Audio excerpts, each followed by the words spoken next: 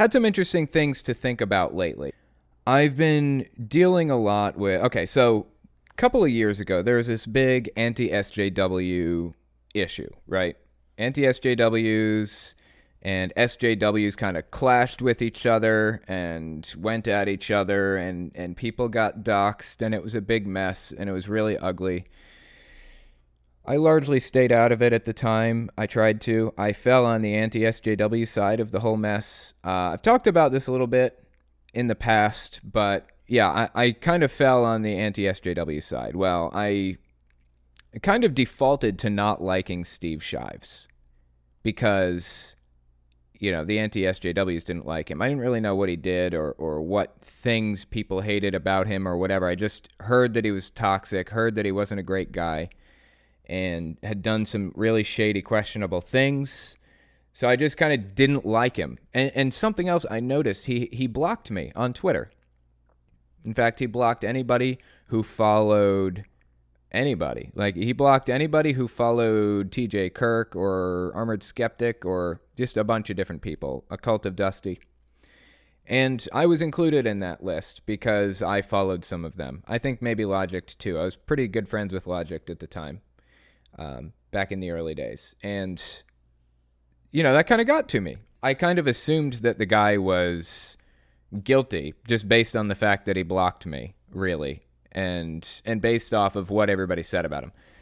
Lately, I've kind of felt like, I made this transition from anti-SJW to not anti-SJW. No, I'm not an SJW, quote unquote. A lot of you guys have seen my videos on feminism and things like that. And you know that I'm not an SJW, and you know that I'm not an anti-SJW either. I try not to be too far in either one direction because it can get extreme on both sides. But I wanted to take a look at Steve Shives as honestly and objectively as I can and decide if I think the guy is worth disconnecting from, because that's kind of what's happened, right? The entire community basically refuses to talk to him. Nobody will talk to him. He's untouchable. He's toxic, especially in the atheist community, especially in the anti-SJW community. Nobody wants to talk to him. And if you say you're friends with him or you like him, then you're automatically labeled as a member of the out group. So I decided to just take a look at the guy and see what the deal is, as objectively as I can. Now, as far as I can tell, some of the biggest complaints about the guy were that he believes that we shouldn't be addressing certain issues or people or topics. We should just let them die out. For example, we shouldn't be debunking Alex Jones. We should just let it fade to obscurity. That's one of the things that he endorsed, as far as I know. I haven't really done heavy research into this. This could be wrong. That's just what I heard about him. He believes that we shouldn't be addressing this. Because eventually, if we ignore it, then it'll get smaller and smaller. The audience will shrink. By talking about these issues, we're giving it exposure. That's his viewpoint on it. I disagree. I think that generally sunlight is the best disinfectant, typically, in most cases. I think that we need to talk about certain ideas to give them exposure, to show people this is happening, especially in my market where I talk a lot about extremism. And people are genuinely damaged by this stuff. They're genuinely hurt. I was hurt by this stuff. You can't just let Jehovah's Witnesses fade to obscurity. They won't. They're growing. It's a lot slower growth than it once was, but it's not zero and it's not negative right now. It's below population growth. I think it's like population growth is like around 1.6%, and Jehovah's Witnesses are growing at like 1.3% per year, somewhere in there. But you have to address it. So if that is in fact one of Steve Shives' positions, then it's incorrect. He needs to, I would like to see him move over on this subject and maybe realize that that's not the best way to do it. Another complaint I saw was he would rather block everybody, quote unquote, censor people so that they can't criticize him, things like that. I've talked about the fallacy of change before. It's a cognitive distortion. In cognitive behavioral therapy, we have this thing called the fallacy of change where, and this should sound familiar to a lot of people who kind of fall on the anti-SJW side, grow thicker skin or remove yourself from the situation is the bottom line. If somebody says something you don't like, if somebody says the word retard and that upsets you, it's your responsibility to remove yourself from that situation, not my responsibility to make you happy. So you screaming at me for saying that, or shaming me, or telling me I shouldn't, or whatever else. I mean, you can tell me that it's not good to use that, but ultimately, your happiness is your responsibility. So you have to remove yourself from that situation. That's the bottom line. And I feel like blocking people is how you do that. That's how you remove yourself from a situation. Steve Shives, instead of messaging people back and screaming at them for being this thing or that thing, he just blocked them. That's simple. He just blocked them before, he had any issue with them. I understand why that feels wrong, but he's removing himself from the situation. He is doing what we would do in cognitive behavioral therapy. A therapist would tell him to do that. So if you disagree with his method of doing that, then take it up with modern psychology. Now, there are concerns. I mean, there is the fact that it could cause an echo chamber. And you can see this. I was just talking about this before the podcast with my girlfriend, but you can see this in Jehovah's Witnesses. They shut down criticism immediately. If somebody crashes a Kingdom Hall, quote unquote, if they have an apostate walk into the Kingdom Hall and start yelling out apostate things, they have been instructed and programmed to cover their ears and their eyes and look away. Not listen to what the person is saying, not even look at them, until the threat is removed from their presence. That is the epitome of an echo chamber. You can't, if you live in public, if you deal with public people, i.e. if you don't live on a cult compound, that is extreme as it gets as far as creating an echo chamber. Is that what's happening when Steve Shives blocks people? Especially blocks them en masse. Is he hiding from criticism on social media? Is that the issue? Because I know echo chambers can come in varying degrees, obviously. The most extreme case, like I said, if you still live in public, is like with Jehovah's Witnesses, where they cover their eyes and their ears and they say la la la, just don't listen at all. And then there's something as simple and basic as just blocking a person here or there so that you don't have to listen to them say this thing or that thing. You still have to consider, so this is the complicated issue behind this. The fallacy of change says it's your responsibility to remove yourself from the situation, but by removing yourself from that situation, are you creating an echo chamber for yourself?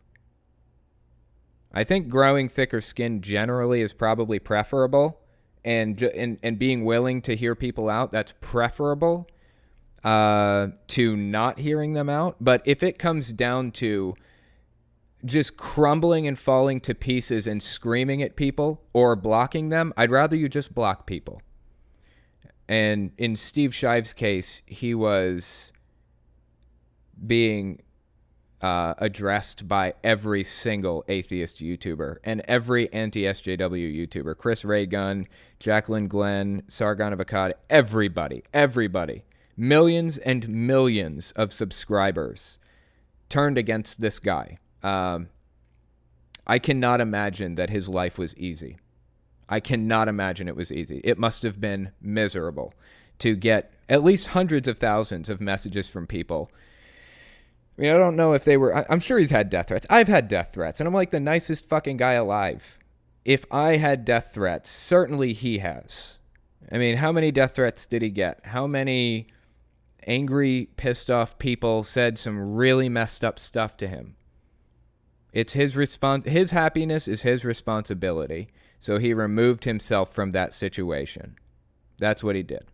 So honestly, I'm having trouble blaming Steve Shives for following the fallacy of change and taking responsibility for his own happiness by removing himself from that situation, by blocking everybody.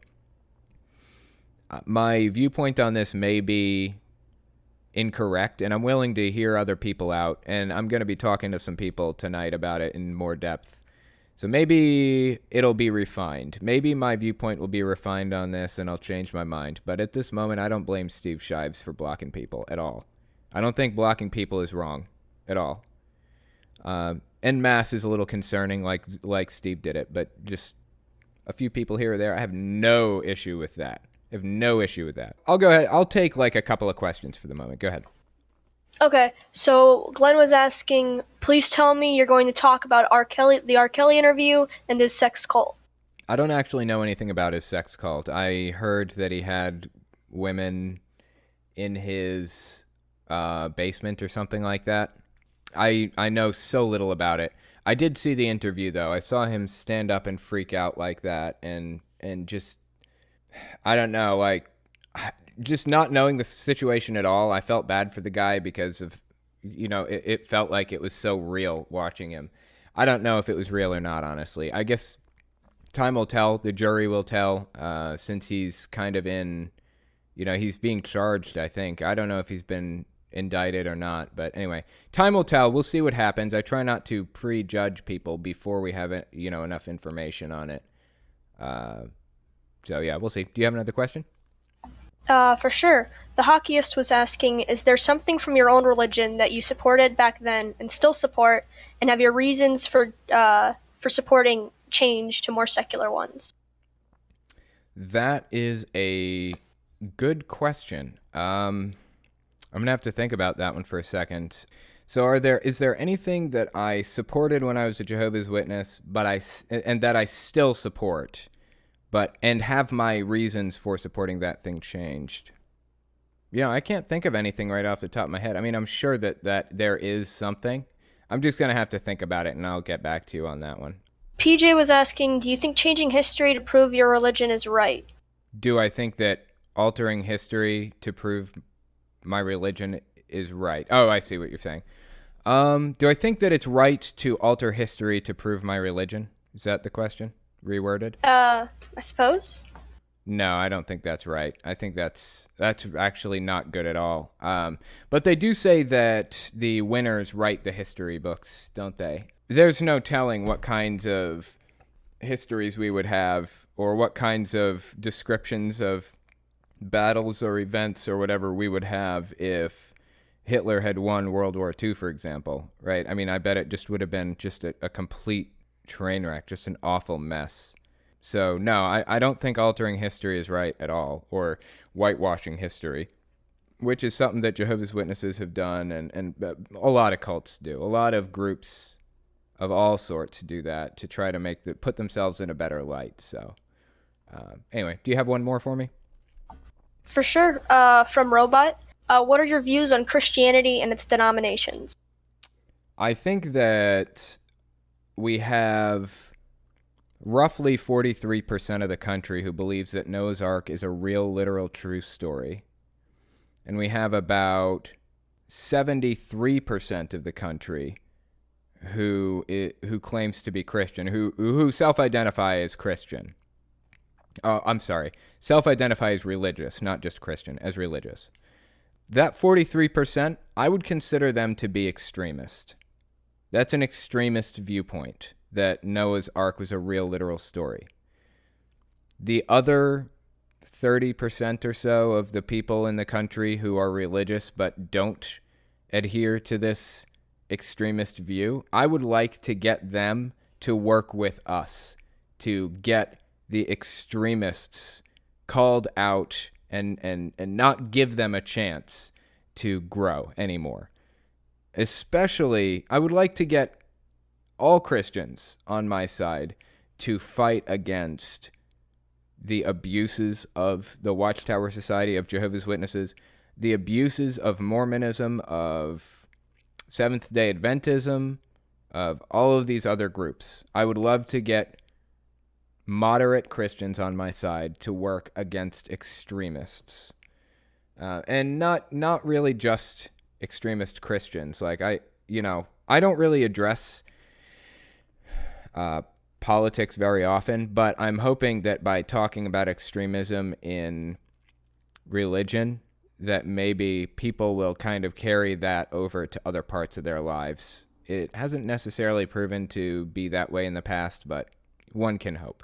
Okay, let's take a look at this Dare to Share stuff. So, turns out that my girlfriend was actually a member of Dare to Share. So, out of curiosity, I'd never heard of it. I asked some other people if they had ever heard of it, and I did turn up some interesting results. So we're going to have some people on the podcast tonight who were members of Dare to Share. So I figured we would kind of go through their website. I found out that a lot of people actually don't know what Dare to Share is. So I figured I'd kind of go through the website, take a look at it, and discuss what it is. As far as I can tell, out of the research that I've done, it's a non-denominational, evangelical, youth pastor material supplier. I know that's a big, long, complicated name. It's pretty much just this company that supplies materials, articles, books, things like that for churches and their youth pastors and things like that. Where Jehovah's Witnesses, for example, and Mormons both produce their own materials. Jehovah's Witnesses have the Watchtower and the Awake and all of their tons of books. They've got Pure Worship of Jehovah and How Did We Get Here Through Evolution or Creation and the New World Translation of the Holy Scriptures, all kinds of different materials that they print every year. And Mormons do the same thing. But a lot of smaller churches don't have the funds to produce materials like that themselves. So what they'll do is they'll go to Dare to Share, and Dare to Share, being kind of non-denominational, will supply them with these materials. And it actually gets really extreme sometimes. So I figured we'd just kind of go through some of this. Yeah, some of the people on this website that we're looking at here, these are like bands, like Christian bands and things like that. It's really, really extreme. And apparently Dare to Share, as far as I understand it, now, if I get some of this wrong, forgive me. I'll be talking to some guests about it tonight. They can correct me when the time comes. But I believe they have like basically conventions or assemblies, similar to Jehovah's Witnesses, where you all crowd into a giant arena and they rile you up and get you all excited and, pass out these materials and all this other stuff. And apparently it's, from my understanding, really common to call it Dare to Scare because it's kind of a Fruit Loopy, scary kind of thing. But anyway, yeah, so I figured we'd take a look at some of the articles that they have on this website. They got some really interesting ones here. Let's just take a quick glance at 5 conversation starters to bring up the gospel online. So they're all about bringing up Jesus at every opportunity.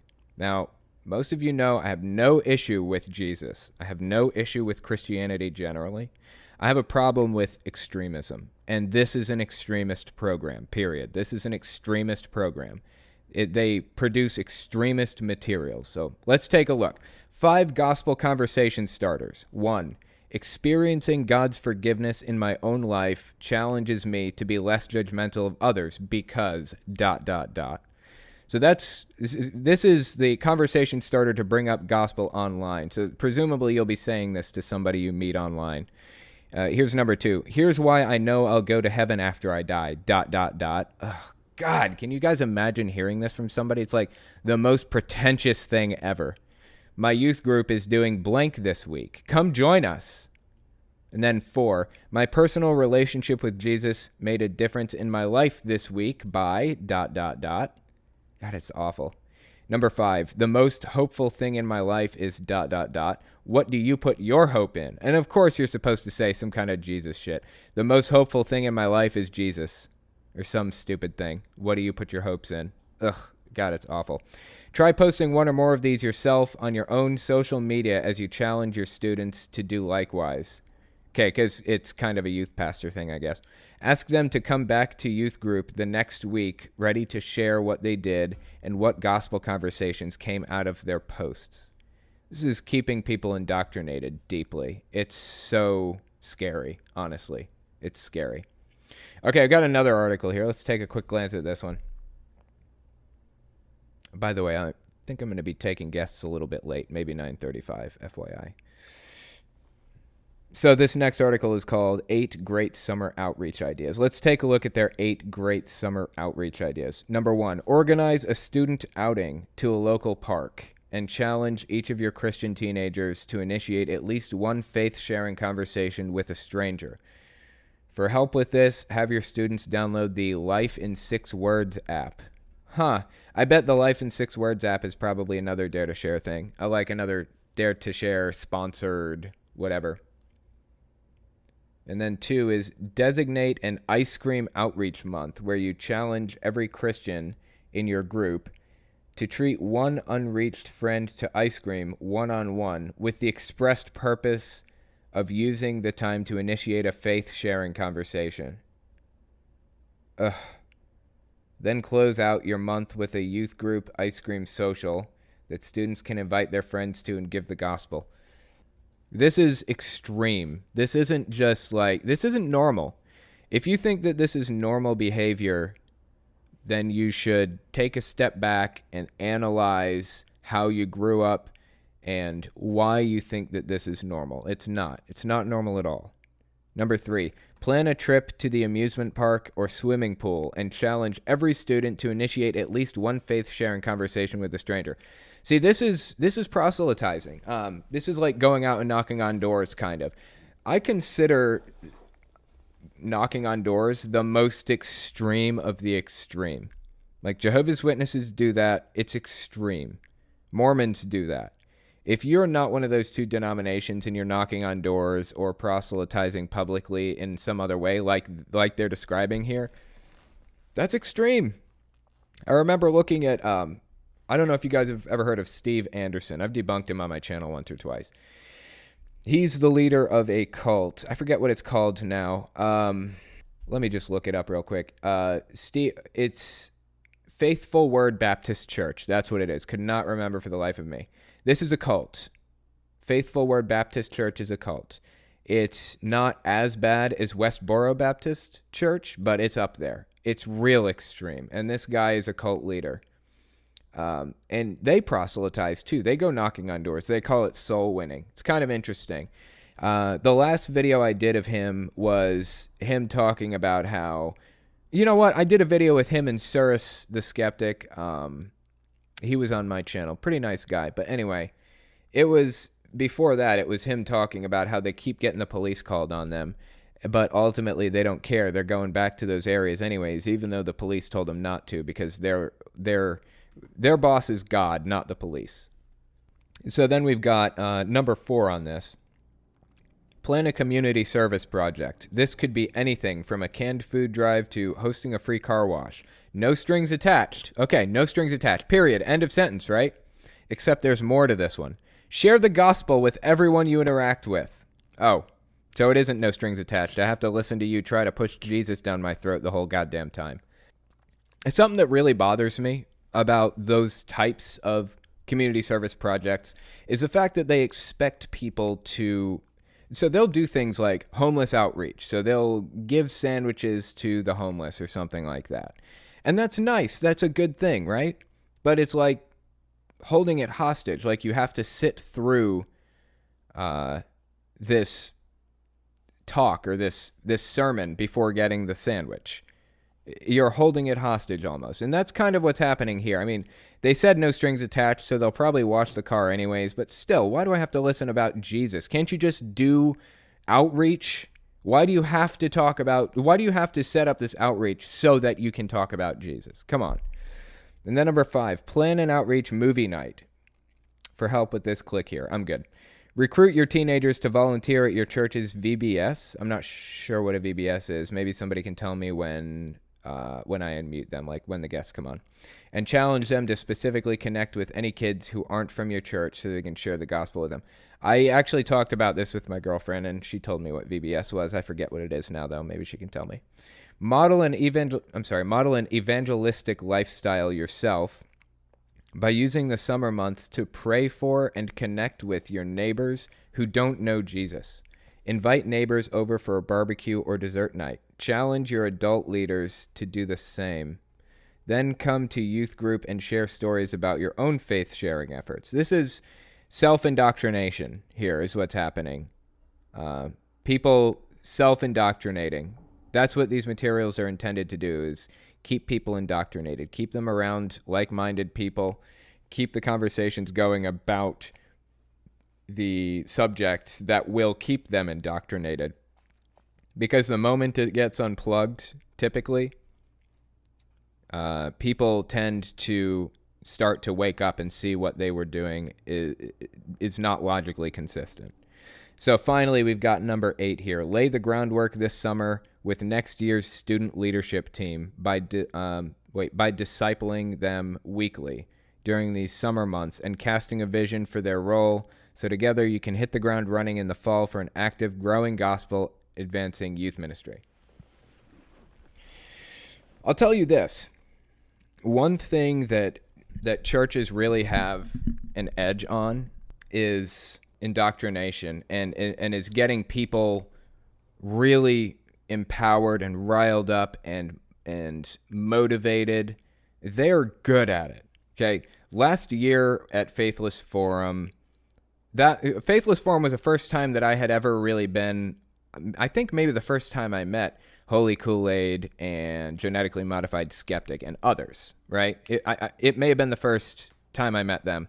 Really nice guys. They're like my best friends. Mr. Atheist, I probably talk to him the most out of any YouTubers at this point. But Holy Kool-Aid and GM Skeptic, just awesome dudes. Love them to death. And something I discovered was at Faithless Forum, I got to listen to them talk publicly. I got to listen to them give speeches publicly for the first time. Thomas Westbrook, or Holy Kool-Aid, he was a youth pastor. He is the best public speaker I have ever heard in my life. I mean, I've been to events, I've been to talks, I've been to conventions. I've heard Salman Rushdie, I've heard Dan Barker, and all of them. And Thomas Westbrook is the best. He is the best. I could only aspire to be as good as him with public speaking, honestly. And I have to say, I think that that's because he was a youth pastor, at least partially. I don't know if he was following these specific materials, but this is the type of thing he would do. And for Faithless Forum, he's a board member with me. We're both board members. He's been throwing out youth pastor ideas to get people motivated. Like, for example, we didn't end up doing this last year, but he suggested tie a balloon to everybody's ankle, and so everybody in the room is supposed to try to pop everybody else's balloon by the end of the day. So the people who still have balloons, or the last person to have a balloon intact on their leg, gets a prize or something like that. Those types of activities are kind of icebreakers and community building. He's just so good at what he does, like to a ridiculous degree. He really knows how to get people mobilized. And that's really what they're trying to do here, is get people mobilized and they're trying to teach people how to keep people interested in Jesus with this. That's what they're doing. So it's a little bit startling, honestly. So this article is called 9 Practical Ways to Multiply. I'm not exactly sure what that means. Let's find out. Then the first one, it says, pray, pursue, and persuade. As much as we want our students to be disciple makers, it really starts with us. We need to make, so this is being written to youth pastors, for example. We need to make disciples out of our students by praying, pursuing, and persuading them with the truth of Christianity and the joy of following Jesus. As we continue to set the example of what discipleship looks like, in turn, they will be able to replicate the process. A helpful way of doing this is by adopting the cause circle in your youth ministry strategy. I'm wondering what that is. The cause circle. Oh, God, it's a video. Okay. Prayer, care, share. God, I love it. Here's how it works. Prayer. It all starts with prayer. Jesus often took time away so he could be alone with his Father in prayer. And then we got care. Jesus also modeled how important it is to care for people's needs. Jesus often healed the sick, fed the hungry, and helped the hurting. He cared for the whole person, not just their spiritual needs. And then we got share. After prayer and care, God, they love rhyming, don't they? After prayer and care, we must lovingly share the gospel message clearly and confidently. See, this is one of the things that bothers me about the 12-step program. By the way, I went to school for substance abuse counseling. The 12-step program's total bullshit. Do not do the 12-step program. Find a secular program to go through. The last step, the 12th step in the 12-step programs is spread the gospel of Jesus to everybody. That's bullshit. Don't even get me started. I've done a video on it. I'll do another one of these days. Anyway. Okay, so pray, pursue, and persuade. That was the first one. Then 2, be authentic. Present your best self to the world. Just don't be fake. Students want you to be an authentic person. They desire it. Being authentic is another way of being open with how God made you. Ugh, it's awful. Okay, number 3, know your limits. Well, it is ministry, is one of the most common statements I hear from burnt out or nearly burnt out ministers and youth leaders. Every youth leader struggles with taking care of him or herself. Okay, so they're saying just don't burn out. That is important in anything. You don't want to burn out. That's why I've talked about maybe going down to 1 video per month. I'm not burned out right now. This is my absolute favorite thing to do, and I consider myself so lucky to be able to do this for a living. But I don't want to burn myself out, so I'm trying to find ways to reduce my workload so that I have a longer runway so I don't burn out.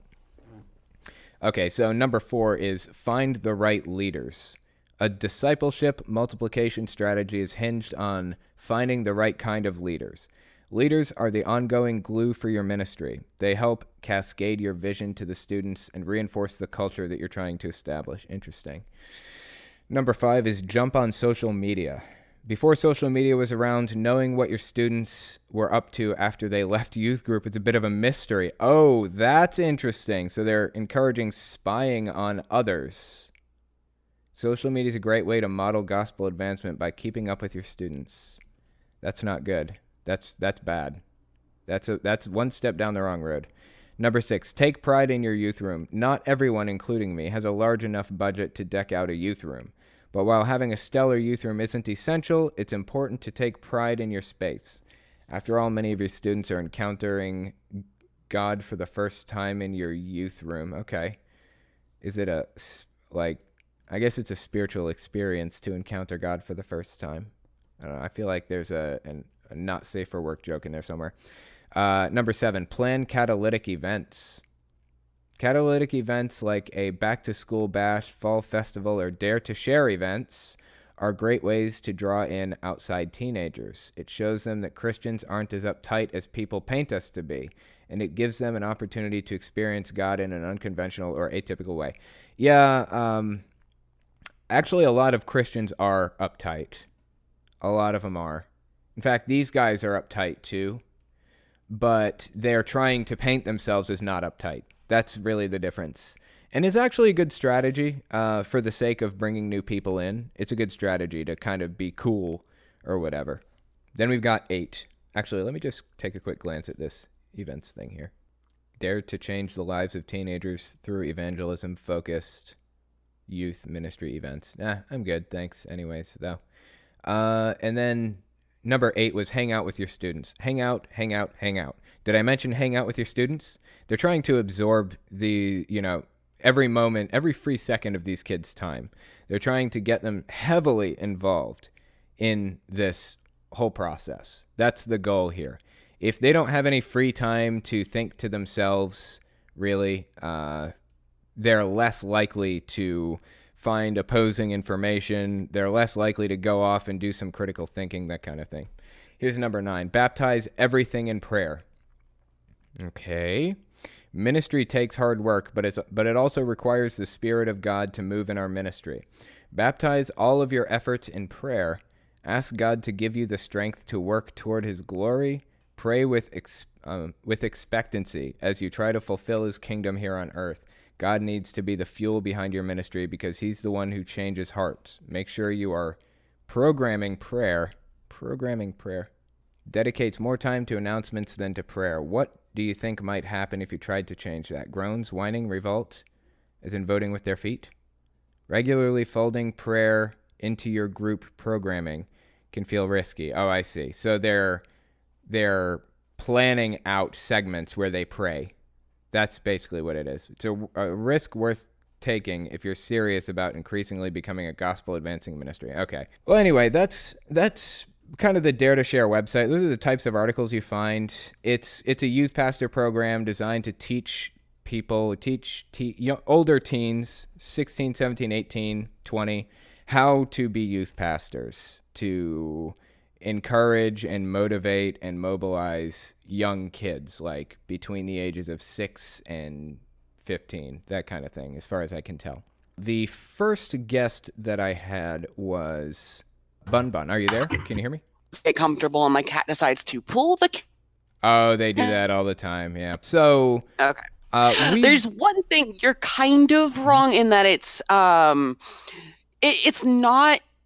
It's supposed to train the youth pastors. Yeah, the website itself is for that, but the events itself are to get younger kids, usually ages 12 to 15, to tell all of their friends about God. 12 to 15. Okay, so yeah, just to start out here, we've never talked before, right? Except, I mean, Nope. Not on the podcast. So you have a history with this, right? Yeah. What And I is it believe exactly? Can you tell me what it is? I'm kind of unclear on it still a little. All right. It's really bizarre. I remember being really excited the first time I went. I was finally in the more older versions in the youth classes in church. And I was able to go somewhere without my mom because it was like 45 minutes away from where I lived. And so you go there, and the beginning part is you get jokes. There's usually a guy who tells like comedy stuff sometimes while he's talking about it. You get like music the first few days, first few bits, and then it starts leading you into what you're supposed to be learning. Okay. And they'll have the occasional break. Okay. And then the following day, they'll have you do even more until like 12. And then they send you out into the city to go door to door to people asking for canned goods, which I'm okay with that part. Like that I was like okay with. But they gave like this thing of like you must at least try to get at least 2 people to God amongst your group. Oh. At least. Amongst the group. And how many people usually go out with the group? For me, there was about 8 people that went. From my church itself. From other churches, there's like 20, 30 people.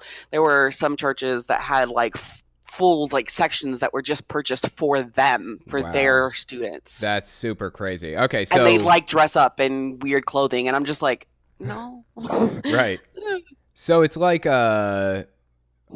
I guess you would call it like it's an event that you go to like a big arena, right? And they're probably like 5 to 10,000 people or something like that. Or? Yeah, they'd use arenas or they'd use the mega churches. We used this one in Denver.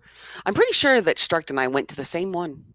Or did she really? Oh, that's so interesting. Yeah, because we were talking about how one in Denver, and we're talking about the Fire and Brimstone one, and it's like, you went to this one? Oh, that's so funny. Yeah, okay, so for people who don't know, that would be my girlfriend Struck by Lightning, and she went to Dare to Share. I'm going to be talking to her next. That's really crazy. I would like to talk with her along so we can bounce off like there before I have to go. We can probably do that. Yeah, I'll tell you what. Yeah. I will. I'll mute you for a minute, then I'll get her little thing on it, and then we can all 3 talk in like near the end. that works for you. Yeah, that sounds perfect. So it sounds to me like they start out with fun and games and things like that, and then it moves to something a lot more serious. Is that kind of how it works? Yeah, it does. Like you'd get like the party stuff. Like the one that reminded was the one that I remember vividly was when the new Marvel movies were coming out, and they did a superhero theme, and it was the cheesiest thing I'd ever seen. Isn't it And it was always on like cheesy with Jesus? like a comedy skit type thing, and then as you would continue going, they would start with the whole, what if your friends don't accept Jesus? They believe this stuff and they believe in all these other outer worldly creatures, but they don't believe in God. Are you going to want them to go to hell? And it's like, so they're talking about like the Marvel characters. Like, what if your friends Yeah. believe in the Marvel characters but not God? yes. Oh, that's so bad, isn't it? What did you think of it when all that was happening? Like, you still believed it, right? Yeah. I was actually like questioning when I was like 13, because I was like, here, I'm actually poor during church. This is boring as heck. Yeah. And I went through the Bible and like, this doesn't make sense. Right. But I went still because I'm like, okay, I got to be the good Christian daughter. Sure. And I remember wholeheartedly during the super, so touching on the concept of like gay superheroes that were talking like media at that time, feeling horrible and praying to the point where I'm crying and all my youth pastors are like around me praying on Right. me to not be gay. They knew. So I guess you told them that you had these feelings No, or whatever? they or? didn't know, but I just like, because I'd known that I was gay from like 8. Okay. And like I was like praying so hard, sobbing, shaking, trying to like, I remember desperately asking, and they asked like what it was that I was praying about. I'm like, I don't want to talk about it. Yeah. And they're like, okay, yeah, we're pretty sure it'll be fine. God will have you. Still gay. Yeah, that's really, really heartbreaking that they put people through that. You know, it's so sad. The main one though that got to me, and I'm getting a little bit shaky because during one of them, I don't know if Struct went to this one, but they were talking, they had a rape victim talking. Oh, God. And mind you, I was, at that time, I was 17, and I was sat next to the guy who raped me for 3 months. God. And I ended up listening, and they said that the reason that the girl there was raped, that she personally believed that she was raped to help other women and men who were raped. Of course. Like, after her. So the sole reason that it happened to her was so that she could help ones that it happened to as well. I'm sitting here like, okay, so apparently that's the reason that I was raped. God's like, here, you're going to get raped to help other people. Instead of, why not stop the rape? So you said you were about 17? Yeah, I was 17. Yeah, that's a good point. Why didn't he just stop it? Couldn't he have just stopped it? He could stop all of them, couldn't he? Yeah, he could have stopped mine. It's just so heartbreaking. He went to the same church as I did. It makes me sick. Ugh. Well, I mean, I'm glad that you did end up finding your way out. I'm glad that you finally kind of accepted who you are, because that's just something that you don't need to hide. I've been 2010. You know? Say again. So I've been out. I've been out since 2010. Okay, so 9 years then, roughly. Yeah. Very nice. That's awesome. I'll tell you what. I'm gonna mute you for the moment, and then I'm gonna talk to Struct, and I'll unmute you near the end there. Okay. All right. All right. Okay. Let me. Yeah, that's so heartbreaking. Like, I don't know how they can justify this. What is going through their heads that makes them think it's okay to say any of this? Anyway, actually, Struct, looks like you're already unmuted. Are you with me? Yep, I'm here. So tell me about your experience with it. I really don't know a whole lot about it. Did your church get like materials mostly, or did they do the events, or was it both? We did a little bit of both. Our church was actually one of the churches that rented out the entire section because we had so many people from there who went. Wow. We'd have like 40 to 50 people. We'd have to rent buses.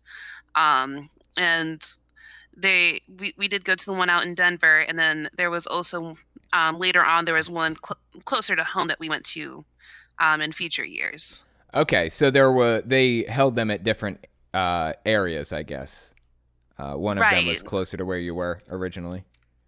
Yeah, so basically the way I understand it is that once a year, all across the country, there are hundreds of different like arenas and what have you, Yeah. where everyone goes to, and it all happens on the same day. Um, so the arena that they might choose, or the megachurch that they might choose to host at, um, could change depending on the year. So, for example, one year we had one in an auditorium that was here in town. We went out to Denver, things like that. Right. Okay, that makes sense. So what was it like when you got there? Like, what happened? What was kind of the progression of events? Well, when we got there, it felt like really energized because you have a whole bunch of kids like all in the same area. We're all feeding off of each other's energy. And honestly, it started off a little bit like a concert. Like they had the music, they had the lights, they had like it was the same feeling that you would get at a concert, feeling like you're a part of something bigger, whether it's the music or, what have you, because Sure. they haven't actually gotten to the sermons yet. But after they go through and do all the music, then they sit you down for like these videos and these sermons and these talks. And, honestly, I remember bits and pieces of them, but I was so young. It's hard to remember all of them. But what I do remember is specifically the actions that they made me take. Like one year, basically, they were talking about if you don't reach out to your friends and family and tell them about Jesus, then it's partly your fault if they go to hell. Right. And then they would have people pull out their phones and text, their friends and family, or call them and basically say, I love you, but you're going to hell if you don't come to church with me. That's not good. Holy And shit. they made me do that for my father. That's not fucking good. So how did you feel about it at the time? Like, what was going through your head? How do you feel about it now? I feel horrible about it now. Like Yeah. I told my own father he was going to hell. Like that doesn't sit well with anybody. But at the time I was more just scared because, oh God, if I don't get my dad to come to church, then he's going to hell and he's going to like be tortured for eternity, and it will be my fault. Yeah. They prey on they prey on the innocence of the kids and the fears that kids have, and they use it to their advantage. Yeah, it's disgusting, the tactics that they use. And I've seen a lot of similar tactics among a lot of kind of high control groups. It's something called undue influence. Stephen Hassan talks about it, where a kid can say until they're blue in the face that it's their choice to get baptized at 8 years old. But is it actually their choice? Do they really understand the consequences of their actions? They can't possibly at that age have a concept of what they're doing or the consequences of what they're doing. So I wouldn't personally blame you for any of that. I would 100% blame Dare to Share for all of that. Every part of that was their doing and their plan and their fault. I get where you're coming from. It's still just hard to like come to terms with the fact that I may have been young, but that was an action that, I did take, whether or not I was under the influence of the event or what have you. Yeah. It's still something that I have terms with, and it's horrible. Yeah, I can't even imagine. It sounds awful.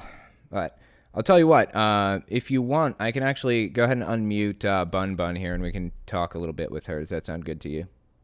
I'm down. Okay, let's see. Are you there? Can you hear me, Bun Bun? Hey, oh my God, Struck. The moment you said the whole phone calls, I was like, oh my God, I completely morphed that out of my brain. It was so horrifying. What happened with yours? Did that happen to you too? I remember specifically messaging a girl that I had a crush on, who was into witchcraft. Uh-oh. And just telling her that if she doesn't like come to God, she doesn't listen to what I had to say or the Bible, that she was going to go to hell, and it ended up breaking up a friendship. That's a shame. That happens. I mean, it's kind of disgusting to me how people take advantage of others like that, in the name of Jesus. You Yeah, know? the moment Structura said about how they brought the phones, and I was like, oh, geez, no, nostalgia, pain. Right? Yeah. I imagine that's probably painful. So You wanted me to tell to liven this up because we're kind of in a really, really dark mood. sure. I found you told me to message it to talk about it.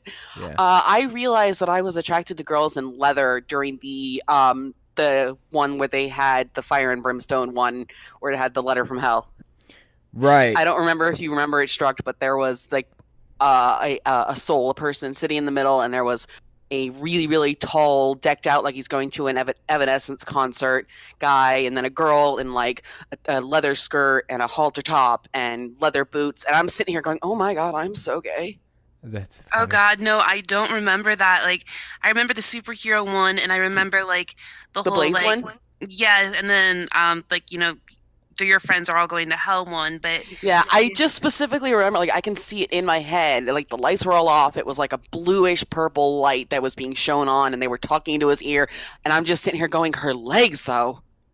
oh God. Although you did bring up a really interesting point just a couple minutes ago about how like the whole event basically makes these kids have a giant superiority complex regarding Yeah. Christianity. Like it convinces them that they are the right ones and that they Yeah. have a responsibility to bring people to Jesus. And it made because the church I was in, there were cliques. There were so many cliques. And I felt involved for once there. But even after it was just, oh, we were able to save this many souls. You weren't able to talk. You stumbled over your words. It's your fault. So you're that you saying were it was anxiety. almost like a tally, like whoever wins the most souls. Oh yeah, is the because I best. stumbled over my words. I had social anxiety. All of Same. this, and when they would like get mad or like grab their dog and like have them like bark at us, one person grabbed a gun. It was my fault. Yeah. And another friend of mine's that were at like the lowest of the low because we didn't know how to talk to people. We were the nerds, the ones that got made fun of at schools. Yeah, you were the Christians. I mean, everybody Yeah. makes fun of the Christians. Like no, there was actually they were a group of popular Christians. We were the nerd geek, Okay. sit in the corner, get made fun of with wedgie Christian. Right, yeah. I was actually kind of... No, I wasn't that kind. I was like an ultra Christian, though. Oh no. Yeah, so everybody just knew I was Jehovah's Witness, and it was weird. But middle school sucked for me. But by the time I got to high school, everybody knew me, and I had, I didn't really make friends with anybody, really, but I knew everybody. It was like acquaintances with everybody. So To be entirely honest, if I ever had to repeat a grade, I would choose any grade but during middle school. Yeah, middle school is so awful. Middle for me. schoolers are.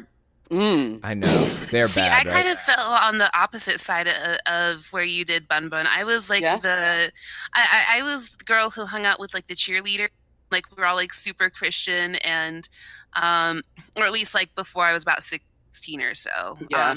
But basically I generally knew how to talk to people. So like when we went to like door to door, like collecting canned goods and all that, I mean it was fine for I was me. totally Like, but okay it was with collecting the canned goods, but then it was like, you get there, but no, it's more important if you save the souls instead of feeding hungry kids. right. Yeah, but like it was like the whole saving souls thing that I was like perfectly okay with because with my church, we were basically instructed like you make friends with people so that you can bring them to church. So I like grew up like with that whole mindset, and it's like a fucked up mindset to grow up with. Like It the only really reason is. you're making friends is so that you can bring them to church. I think that's also part of why I stopped making friends. Actually, after having to do the phone call, I stopped making friends and I stopped caring at all about anything because I didn't want to lose any more friends. Yeah. God, those phone calls really messed us up. Hit my depression hard. Like I ended up losing like all of my friends over this, and I just stopped caring. Yeah. I stopped caring about everything. That's what it'll do. It to really you. messed with my depression, Yeah. and yeah. Well, I mean, how are you doing now, though? Do you feel like you're in a better place now than you were then? Yes and no. It was really awkward coming out to it was harder to come out to my mother that I was an atheist than I was a lesbian. Really? That bad, huh? Really, and I'll tell you about it later if you want. Or Okay. it's a really, I'd like to verbally tell you about it because I think you'd find it really interesting. Well, and how I'm down to listen self-centered to was it, on but I theirs. don't know if you would want to tell it. Do you want to tell it here? No, I'm fine. Oh, okay. You can tell me then if you want. Okay, now? If you want, it's up to you. Okay, I was confused. Well, basically, it probably wasn't the best time, but I kind of panicked because she was like bringing here, asking me to pray, and I'm just like, Mom, I'm an atheist.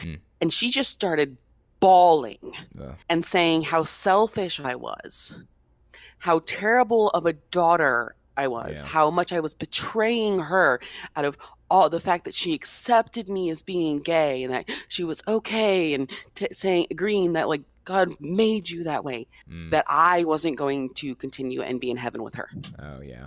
So it's, I guess she kind of flipped it on you. It's your fault, right? Yeah. Yeah.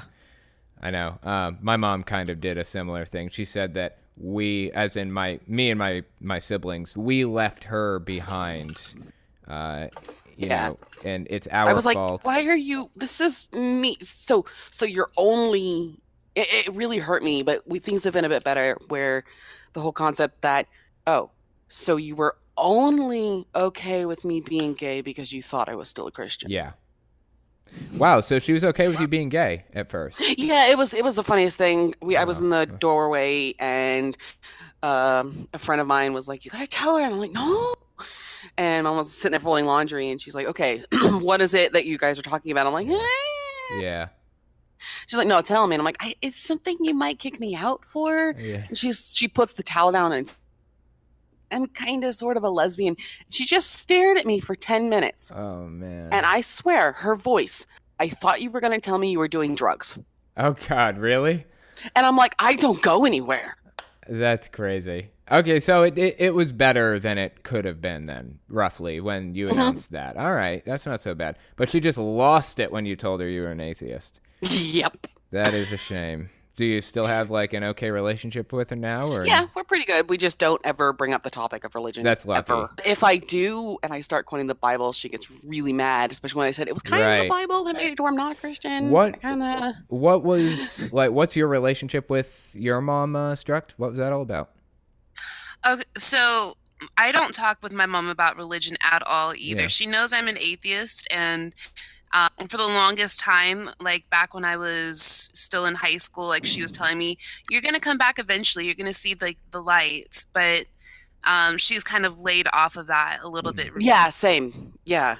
But anymore, like that's just the topic that we avoid completely. I've gotten her to talk to me about it a little bit just over the past couple months, but it's one of those things where we know it's going to cause a giant fight if we talk too much about it. So it's a no-go zone.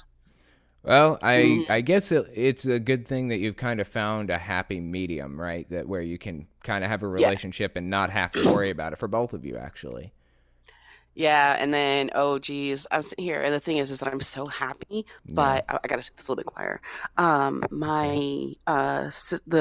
The sister, not the oldest of my younger sisters. You can actually say it as quiet as you want. I'll just amplify the sound. I can't because my mom's in the other room. Yeah, you just say it real quiet. The older of my sisters, is agnostic, and my younger sister is like the youngest, the baby sister is pretty much there as well, leaning towards the atheist side. And I'm so happy, but I'm like, don't tell mom because I know as soon as they find out, it's gonna get blamed on me. That sucks. But yeah, that's true. But if you think about it, it may be something of a more, I don't know, it may be beneficial in its own way if she did happen to find out, because maybe you could be like a united front together almost. The more people come out. I would end up getting kicked out. Really? You think? That's worse. That's a shame. And I have mental illnesses that make it impossible.